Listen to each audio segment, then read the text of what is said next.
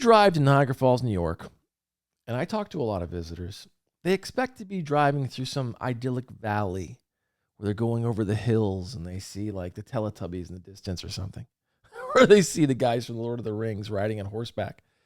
What they actually see is old, rotten out, terrible chemical factories. Now, check this, but I'm pretty sure some of those factories were actually owned by or controlled by Arnie Hammer, the guy who allegedly is a cannibal, the actor, the Hollywood actor. I think his grandfather owned some of these or had controlling interest in some of these factories.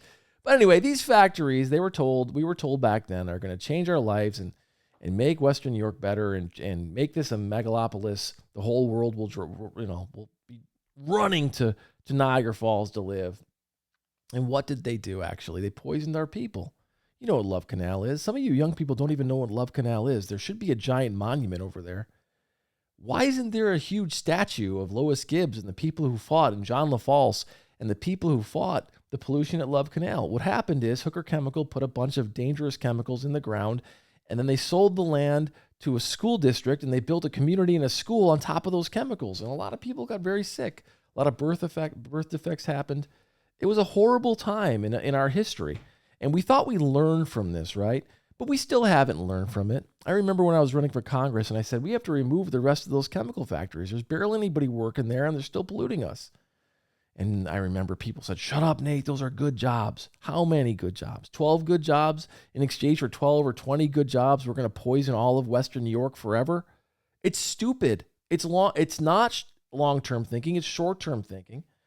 Tonawanda Coke, when we fought Tonawanda Coke on the other side of the island, everyone was like, those are good jobs. Shut up, Nate. By the way, no politicians except for Joe Eminger, and I can't remember his name, the old mayor of Tonawanda, they were with me. Most of the other politicians in the region could care less about Tonawanda Coke. They wouldn't show up to the meetings. They wouldn't talk about it. It was like they were afraid to offend any of the industrial interests that wanted those jobs and wanted that company to continue, even though the cost of those few jobs was the destruction of so many people's lives and health and livelihood.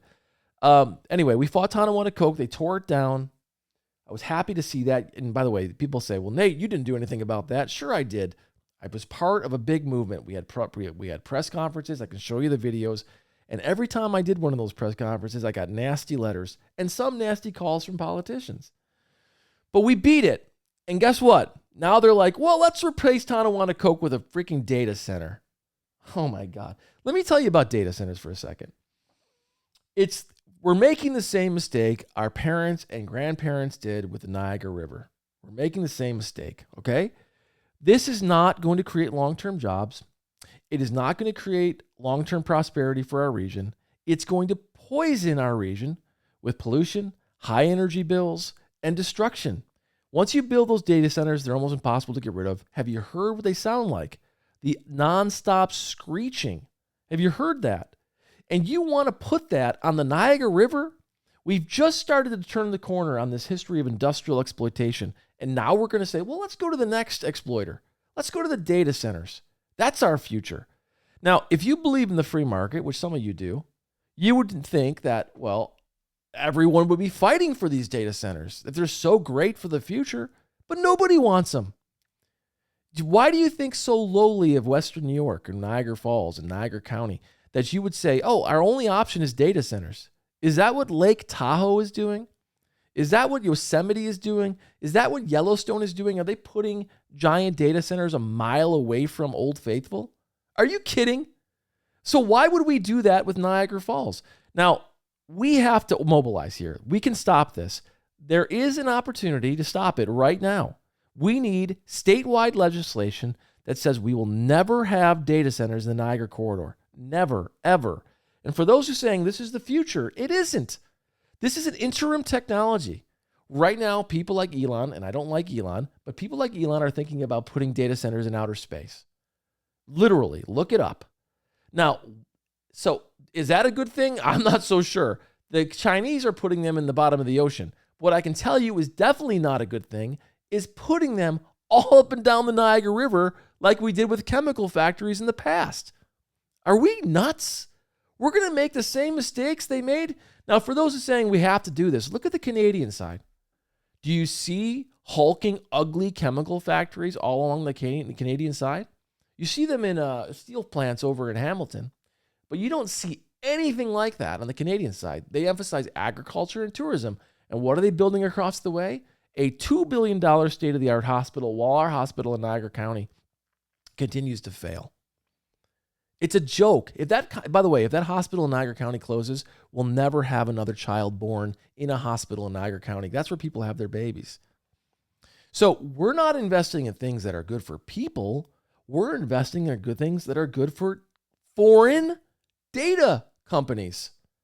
And we need data companies. We don't need them on the Niagara River. That's for sure.